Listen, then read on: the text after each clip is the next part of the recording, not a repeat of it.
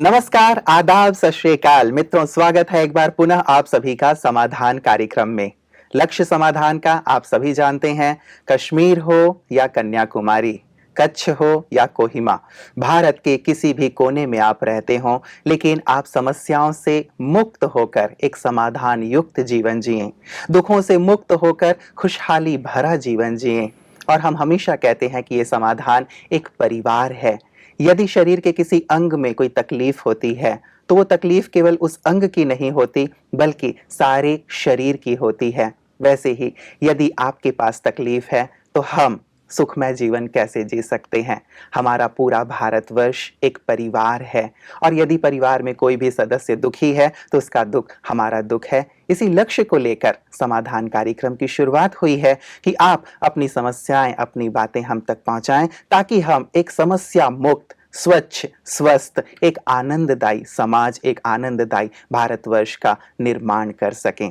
इसी हेतु आप अपने लक्ष्य को प्राप्त करने के लिए अपने प्रश्न, अपनी बातें यहाँ तक पहुँचाते हैं, उसके लिए आपका बहुत बहुत शुक्रिया है, धन्यवाद है। उन्हीं बातों को लेकर के आज पुनः हम चर्चा करेंगे समाधान कार्यक्रम में आदरणीय सूर्य भाई जी के साथ। आइए पहले उनका स्वागत करते हैं। प्राता जी, आपका बहुत बहुत स्वागत है। थैंक्स। प्राता जी, जैसे बात कही जाती है कि शरीर के किसी भी अंग में कोई तकलीफ होती है तो तकलीफ वास्तव में पूरे शरीर की होती है। और यदि समाज में, हमारे देश में किसी भी कोने में कोई भी है, समस्या से ग्रस्त है, तो वास्तव में यदि वो तकलीफ हम अपनी तकलीफ मानते हैं तभी उसके निदान को हम उन तक पहुंचा पाते हैं। न केवल भारत में बल्कि सारे संसार में। बिल्कुल, क्योंकि क्योंकि सारा संसार ही एक परिवार है और शिव बाबा ने हमें ज्ञान देकर हमारे लेवल को काफ़ी ऊंचा उठाया है और कहा है संसार में किसी व्यक्ति को दुख, अशांति हो, टेंशन हो, समस्याएं हो, आप अपने श्रेष्ठ वाइब्रेशंस देकर उनकी मदद करो। तो जहां हम मुख के द्वारा ज्ञान देकर, समाधान सुझाकर दूसरों की मदद करते हैं, वहीं एक बहुत अच्छी विधि है कि हम बहुत अच्छे वाइब्रेशंस भी दूसरों को दें। और राजयोग में ये विधि बहुत अच्छी सिखाई जाती है। इस विधि से हम दूसरों को उनकी समस्याओं से उबारने के लिए काफ़ी अच्छी मदद कर सकते हैं। बिल्कुल, तो राजयोग का अभ्यास भी सारे संसार की समस्याओं को दूर करने में मदद करता है। और संभवतः संसार में जितने भी सेवा केंद्र हैं ब्रह्मा कुमारीज के, वहाँ पे जो राजयोग का अभ्यास करते हैं, वहाँ आने वाले भाई बहनें इसी लक्ष्य से करते हैं कि सभी के जीवन से समस्याएं दूर हो जाएं, समाप्त हो जाएं। बिल्कुल, जितना हम योग अभ्यास करेंगे तो हमारे वाइब्रेशंस दूर दूर तक फैलेंगे जी। और उन वाइब्रेशंस को अगर हम फोकस कर दें किसी विशेष वर्ग की तरफ, मान लो हॉस्पिटल में पेशेंट्स हैं जी।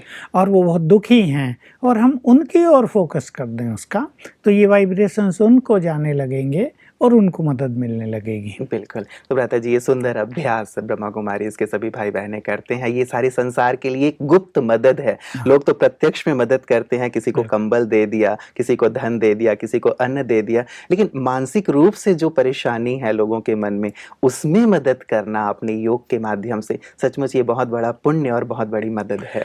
एक्चुअली तो यही कहा जाएगा कि जो जितना अच्छा योग अभ्यास कर रहे हैं, मान लो कोई 2 घंटे योग अभ्यास करते हैं तो उनके वाइब्रेशंस जैसे इस संसार की पालना करते हैं, तो हम एक जगह पर बैठकर संसार की पालना कर रहे हैं। ये बहुत सूक्ष्म बात है और ये बहुत मनुष्यों को सीख लेनी चाहिए। बिल्कुल भ्राता जी, मैं आपको मेल्स की ओर लिए आता हूँ।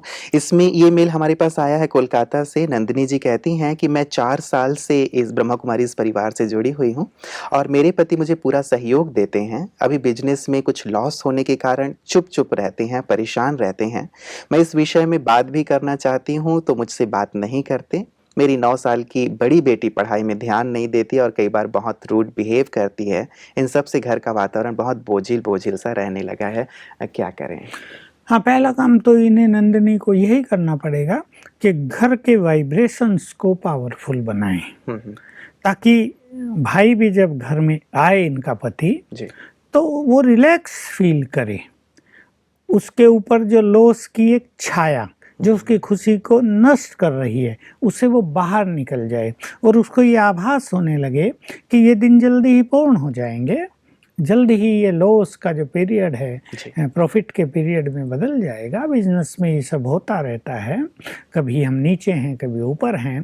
तो नंदिनी बहन को घर में, क्योंकि ये राजयोग सीख चुकी हैं और ये अभ्यास करती हैं, तो अपने घर में कम से कम 15-15 मिनट 3 बार बैठकर योग अभ्यास करेंगी, क्योंकि ये घर में रहती हैं। जी। तो इसकी बच्ची पर भी उसका very good and positive effect होगा और पति भी बहुत अपने को रिलैक्स फील करेगा। मैं बता देता हूँ, ये बहुत गृहिणियों के लिए जिनके घरों में ऐसी समस्या है या वो ये चाहती हैं कि उनके घरों में ऐसी समस्याएं आए नहीं, कामकाज भी बहुत अच्छा चले, परिवार बहुत सुखद रहे, न बीमारियां आए, न कोई ब्लैक एनर्जी का इफेक्ट हो, और बच्चे भी बहुत अच्छे पढ़ाई में परफॉर्मेंस करें और उनका व्यवहार अच्छा हो, वो इरिटेट भी ना हो, वो किसी और के प्यार की ओर भी आकर्षित ना हो। तो 3 बार 15-15 मिनट मेडिटेशन करना है। जैसे एक कर लें सवेरे के किसी भी टाइम 7 बजे, 6 बजे, 5 बजे, एक कर लें नाश्ते के बाद कोई भी टाइम दोपहर तक, और एक इवनिंग के टाइम 6 से 8 के बीच में 15-15 मिनट मिनिमम। अगर कोई थोड़ा और समय दे सके, आधा घंटा करें तो बहुत अच्छा रहेगा। उस 3 तरह के मेडिटेशन की विधि मैं अपने दर्शकों के समक्ष रख रहा हूँ। तो मैंने ऐसा देखा कि जिन्होंने आज तक ये अभ्यास किए हैं उनके घर का माहौल बहुत सुंदर हो गया। मुझे कई माताएं सुनाती हैं कि हमने तो ये बहुत दिन से प्रारंभ कर दिया है, 15-15 मिनट हम करते हैं, हमें योग अभ्यास करने की रुचि बहुत रहती है, हमारा मन भटकना भी बंद हो गया है, और इससे घर के माहौल में बहुत खुशहाली हमें फील होती है कि हमारे घर में सब कुछ बदल गया है। तो पहले 15 मिनट कैसे करेंगे? लक्ष्य रख लें, मुझे अपने घर में शांति के वाइब्रेशंस फैलाने हैं। जी। अभ्यास करेंगे, मैं आत्मा पीसफुल हूँ, परमात्मा मेरे परम पिता शांति के सागर हैं, उनकी शांति की किरणें मुझे आ रही हैं और मुझसे, आत्मा से और अंग अंग से पूरे घर में फैल रही हैं। इस संकल्प को रिपीट भी कर सकते हैं और ये विजुअलाइज करें, ये फील करें, पूरा घर शांति की किरणों से भरता जा रहा है। दूसरी बार दोपहर के समय कभी भी संकल्प कर लें, मुझे अपने घर में प्योरिटी की तरंगे फैलानी हैं, और अभ्यास कर लें, मैं आत्मा परम पवित्र हूँ, या मैं पवित्रता की देवी हूँ, या मैं पवित्रता का सूर्य हूँ। परम धाम में महाज्योति हमारे परम पिता पवित्रता के सागर, उनकी पवित्र किरणें, सफ़ेद किरणें मुझ पर पड़ रही हैं, मुझसे चारों ओर पूरे घर में फैल रही हैं, जैसे पूरा घर सफ़ेद किरणों से भर गया है। दूसरा अभ्यास, तीसरा इवनिंग में संकल्प करें, मुझे अपने घर में शक्तियों की किरणें फैलानी हैं। अभ्यास करें, मैं आत्मा शक्तिशाली हूँ, मास्टर सर्वशक्तिवान हूँ, या माइट हाउस हूँ।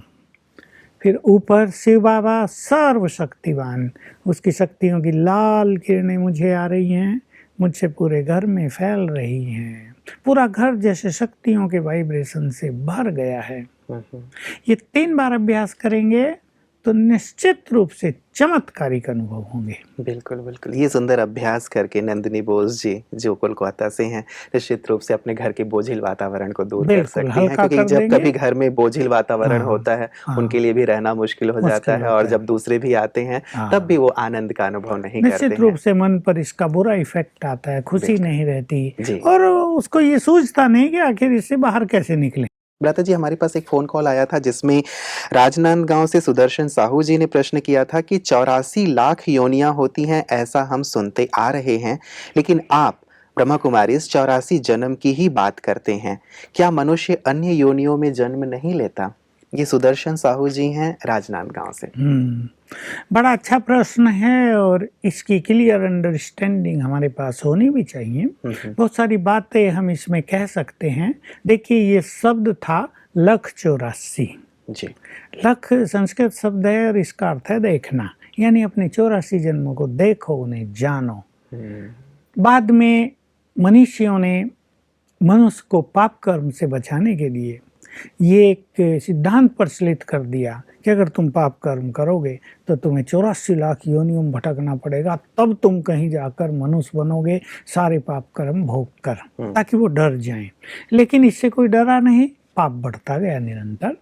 और देखिए, सोचने की बात है कि अगर मनुष्य पाप करके अनेक योनियों में उसका फल भोग के फिर मनुष्य बनता, तो उसका मनुष्य जीवन प्रारंभ से ही इस भोग से मुक्त होता। वो बहुत सुखी, बहुत संपन्न, बिल्कुल तन भी अच्छा होता, मन भी अच्छा, कोई समस्याएं नहीं। लेकिन आज तो दिखाई देता है, बच्चे ने जन्म लिया और वो शुगर पेशेंट है, बच्चे ने जन्म लिया और उसको कैंसर है, बच्चा जन्म लेते ही विकलांग है, वो दुखी है। जैसे मैंने पीछे एक माँ तक कहानी सुनाई थी कि बच्चा 6 दिन का हुआ और उसको इंजेक्शन लगने लगे थे, उसको नींद ही नहीं आती थी।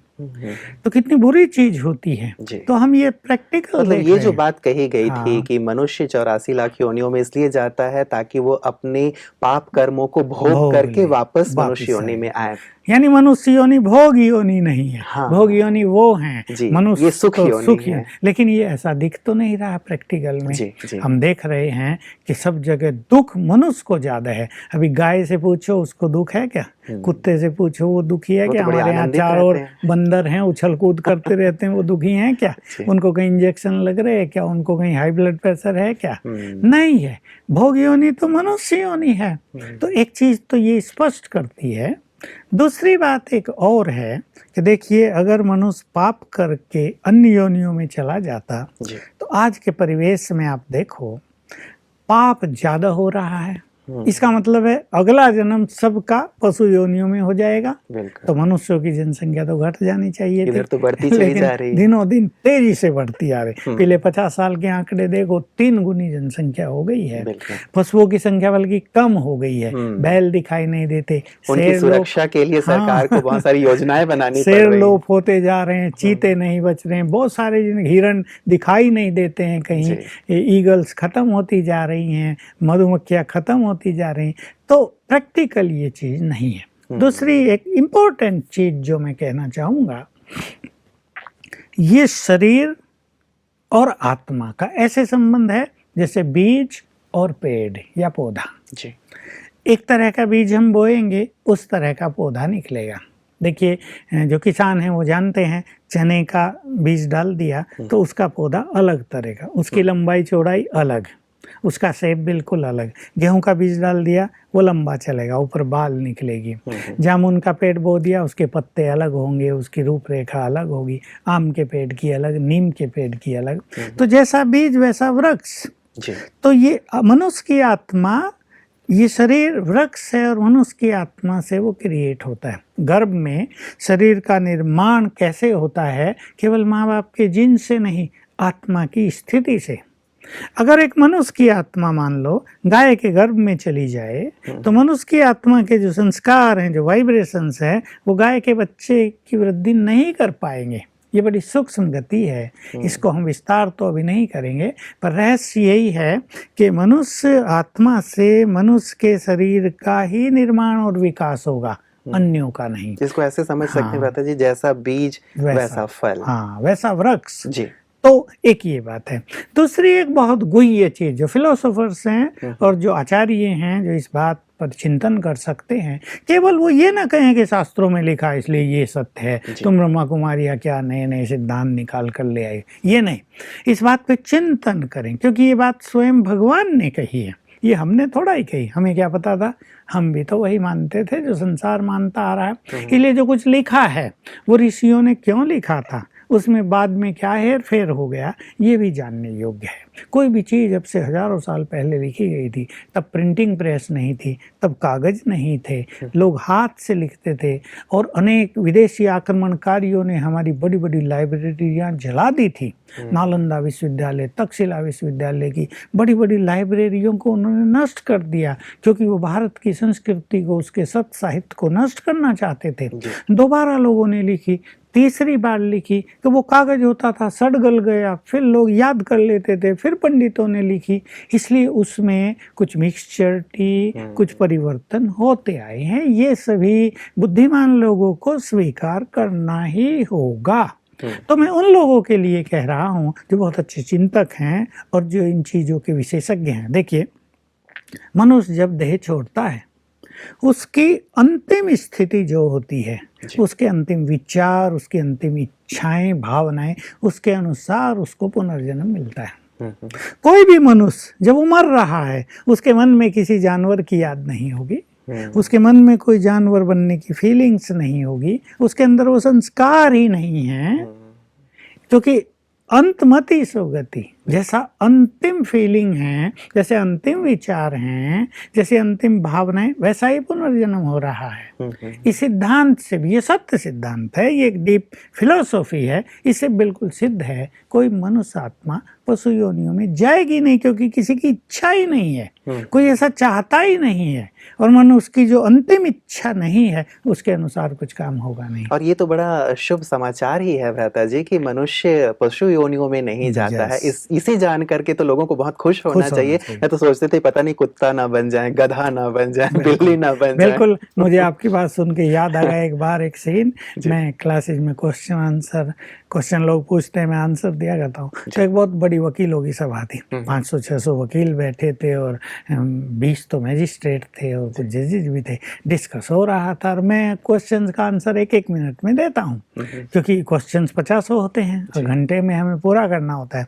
तो वो बार बार कह रहा, जिद कर रहा, नहीं मनुष्य तो पशु बनता ही है। मैंने ये सब तर्क भी उसे दिए, सब लोग तो खुश हो रहे बात सुन के, वकील लोग वाह वाह कर रहे और उसकी मजाक भी उड़ा रहे। फिर आखिर में देख लिया मूड चारों ओर का कैसा है, वाइब्रेशन। मैंने कहा देखो भाई, भगवान तो तुम्हें मनुष्य देवता बनाना आया है, अगर तुम जानवर बनना ही चाहते तो तुम्हारी इच्छा। तो इतने हंसे और वो बेचारा बैठ गया कि हम बनना तो नहीं चाहते। अरे बनना नहीं चाहते तो बनोगे क्यों? बिल्कुल बिल्कुल। और ये तो बहुत ही खुशी की सचमुच बात है कि परमात्मा ने हमें ये ज्ञान दे दिया कि नहीं तो मनुष्य से देवता बनने की ओर चलो, मनुष्य से पशुत्व की ओर क्यों जाना चाहते हैं? मनुष्य तो पशु पहले ही बन चुका है और इससे ज्यादा पशु बन के क्या करेंगे। तो वास्तव में सत्य यही है कि मनुष्य पशु योनियों में नहीं जाता, उसके आचरण पशु जैसे बन जाते हैं। बिल्कुल। भ्राता जी, हमारे पास जो एक SMS आया था उसमें हमारे एक भाई हैं, वो कहते हैं एक्सीलेंट प्रोग्राम, समाधान के लिए कहते हैं please remove the depressive picture of the big depressed face of man on left appearing behind you on screen। शायद इनके बारे में, you may show it in small size, it gives negative vibrations to the viewer। बिल्कुल रमेश जी, हम ये जो सज्जन है मेरे पीछे, मैं तो नहीं देख पाता भ्राता जी। नहीं, मैं इन्हें देखता हूँ, इनका रोता हुआ चेहरा सच में नेगेटिव वाइब्रेशंस वाइब्रेट करता है। तो हम थोड़ा सा इसको छोटा भी करेंगे और इसको चेंज भी करने के लिए आग्रह करेंगे, क्योंकि वाइब्रेशंस ही मनुष्य पर बहुत अच्छा इफेक्ट डालते हैं, और जब वो हमें देखते हैं तो हमारे पीछे जो कुछ है वो भी उन्हें दिखाई देता है। तो कहीं ना कहीं उन्हें लगता है कि कहीं उनके जीवन में भी तो समस्याएं नहीं है। हमें तो ये आभास देना है सबको कि नहीं, सभी प्रसन्न हैं, खुशहाल हैं, समस्याओं से मुक्त हैं, भगवान के बच्चे हैं। वास्तव में भ्राता जी कार्यक्रम के अनुसार इसकी शायद शुरुआत की गई थी कि मैं जिधर बैठा हूँ तो मैं समस्याओं को आपके सम्मुख रखता हूँ और आप जहाँ बैठे हैं वो सब समाधान युक्त हैं। तो समस्याओं से जुड़े हुए चेहरे संभवतः ऐसे ही होते हैं। और अब तो लगता है कि शायद इतने एपिसोड हमने कर लिए तो इनके चेहरे में थोड़ी तो रौनक आ जानी चाहिए। आ जानी चाहिए, और जरूर पेंटर से कहेंगे कि इनके चेहरे थोड़े बदल दे और इनमें भी रौनक आ जाए, तो हमारे प्रोग्राम में भी और अच्छी रौनक आ जाएगी। बिल्कुल। और जब तक ये परिवर्तन नहीं होता तब तक चाहेंगे कि आप हमारे हंसमुख चेहरे को देख लिया करें। निश्चित रूप से इनमें भी परिवर्तन लाया जाएगा। भ्राता जी, अगले मेल की ओर आपको लिए चलता हूँ। सुप्रिया जी लिखती हैं और ये कहती हैं कि नमस्ते, मुझे आपसे एक प्रश्न पूछना है। मुझे बहुत ज़्यादा नेगेटिव थॉट्स आते हैं। मुझे ट्रैवलिंग करने में भी बहुत ज़्यादा घबराहट होती है। जब कभी घर का कोई सदस्य घर से बाहर जाता है तो मेरे मन में ये विचार आता है कि कहीं उनके साथ कोई दुर्घटना ना घट जाए। और बार बार जब आप इस कार्यक्रम में कहते हैं कि हम जैसा सोचते हैं वैसा हो जाता है, तो मैं और ज़्यादा परेशान हो जाती हूँ कि मुझे ये जो विचार आते हैं कभी कहीं ऐसा हो ना जाए। तो कृपया ये जो नेगेटिव विचार मेरे मन में आता है इसे दूर करने का कोई उपाय बताएं। सुप्रिया जी। हाँ, देखिए, सुप्रिया जी को मैं कहूँगा कि जैसा हम सोचते हैं वैसा हो जाता है। इससे पावरफुल फिलोसॉफी को वो जान के रखें कि जो संकल्प हम बार बार करते हैं उसको हम क्रिएट करते हैं, उसका हम आह्वान करते हैं। तो ये बात जानकर भी अपने संकल्पों को ठीक करें ना। क्यों ये वश हो गई है नेगेटिव सोचने के। इनका भाई घर से बाहर जा रहा है बाइक पे, ये क्यों नहीं सोचती कि उसके साथ तो भगवान है। हमारे सबकॉन्शियस माइंड में इतना डर, इतना भय, या पास्ट के जन्मों की, जैसे आप बार बार कहते हैं, कोई ऐसी घटना घर कर गई हो कि अननोविंगली वो चीजें बाहर आई जाती हैं कि शायद ऐसा ना हो जाए, शायद ऐसा। मैं नोविंगली तो ये संकल्प नहीं करती, अननोविंगली सबकॉन्शियस माइंड से इनको ये करना है जी कि ये एक कागज पर 2 खाने बनाए और एक में सारे दिन के उन संकल्पों को लिखे जो नेगेटिव संकल्प इन्हें आ रहे हैं, क्योंकि ये इनके लिए एक बहुत अच्छी बात है कि इन्हें अपने नेगेटिव संकल्पों का पता है, इन्हें अवेयरनेस है, she is aware of negative things, negative feelings. तो वो 10 तरह के संकल्प लिखे कि जब मैं खाना बनाती हूँ तो ये नेगेटिव संकल्प आता है, घर से कोई बाहर जाता है तो ये नेगेटिव संकल्प आता है, मैं ट्रेन में बैठती हूँ तो ये नेगेटिव संकल्प आता है। तो 10 लिखे और उसमें ये खुद होमवर्क करे कि इसकी जगह मैं पॉजिटिव संकल्प क्या करूं। तो 10 इसके पास पॉजिटिव संकल्प हो जाएंगे और फिर ये उनकी प्रैक्टिस करें। घर से कोई बाहर जा रहा है तो ये सुंदर विचार करें। जैसे मैंने एक उदाहरण दिया, मान लो इनका पति ऑफिस जा रहा है और वो बैग उठाकर बस में उसको जाना है, 1 घंटे की ड्राइव है, और ये सोच रही कहीं बस का एक्सीडेंट ना हो जाए। तो ये लिखे कि मैंने नेगेटिव संकल्प किया कि कहीं बस का एक्सीडेंट ना हो जाए, मेरे पति को कुछ हो ना जाए। अब ये इसकी जगह पॉजिटिव संकल्प लिखेगी कि नहीं, मेरा पति तो बहुत अच्छी आत्मा है, वो तो श्रेष्ठ भाग्य को लेकर जन्मा है, जिस बस में वो बैठेगा अगर एक्सीडेंट होने वाला भी होगा वो भी रुक जाएगा। ये संकल्प करें, मेरा पति बिल्कुल सुरक्षित वापस आएगा। तो ऐसे ये एक होमवर्क करे, इसके लिए ये स्टडी भी कर ले। हमारे पास ईश्वरीय ज्ञान की बहुत पुस्तकें हैं, उनको ये ले ले, उससे इनको अच्छे थॉट्स मिलेंगे। क्या सोचना चाहिए इसका लोगों को पता नहीं है एक्चुअली, तो एक भंडार मिल जाएगा ज्ञान का, और फिर ये प्रैक्टिस करेंगे तो इनकी नेगेटिव थिंकिंग पॉजिटिव में बदल जाएगी और सब कुछ ठीक हो जाएगा। बिल्कुल, मतलब एक प्रैक्टिस की बात है भ्राता जी। नेगेटिव आ रहे हैं तो उसको छोड़ा ना जाए, लेकिन उसकी जगह कुछ अच्छे विचार लिए जाएं ताकि प्रैक्टिस करते करते वो अच्छे विचारों की आदी हो जाएंगे। भ्राता जी, एक जो हमारे पास प्रश्न आया था फोन के माध्यम से, इसमें ये कहते हैं कि 3 महीने पहले एक वकील बहन सेवा केंद्र पर आई, उनके माता पिता नहीं हैं, छोटी बहन बीएससी कर रही है, उसे ठीक से पालने के लिए इस वकील बहन ने शादी नहीं की। अब ये छोटी बहन उन्हें रिस्पेक्ट नहीं देती, बात नहीं मानती, तो ये दुखी रहती हैं। साथ ही अपनी अलग ऑफिस इन्होंने खोली है, लेकिन इनके पास कोई भी केस नहीं आता है, जिससे आर्थिक रूप से ये परेशान रहती हैं। तो कृपया बताएं कि ये क्या करें जो बहन भी बात माने, रिस्पेक्ट दे और क्लाइंट्स भी इनके पास आए ताकि आर्थिक तंगी ना हो। ये चंद्रपुर से शायद हमारी किसी ब्रह्मा कुमारी बहन ने भेजा है।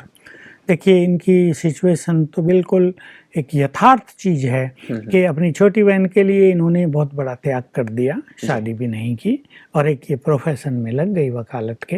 तो ये ज़रूर एक्सपेक्ट करेगी कि जिसके लिए मैंने इतना त्याग किया वो योग्य भी बने और मेरे इस उपकार को रियलाइज भी करे। कम से कम कृतज्ञ तो हो, कृतघ्न न हो, तो कम से कम अच्छा परफॉर्म करे और रेस्पेक्ट तो करे। मैं उनके लिए माँ की तरह हूँ और उनकी हर तरह से पालना कर रही हूँ, लेकिन इनको बहुत अच्छा करना है।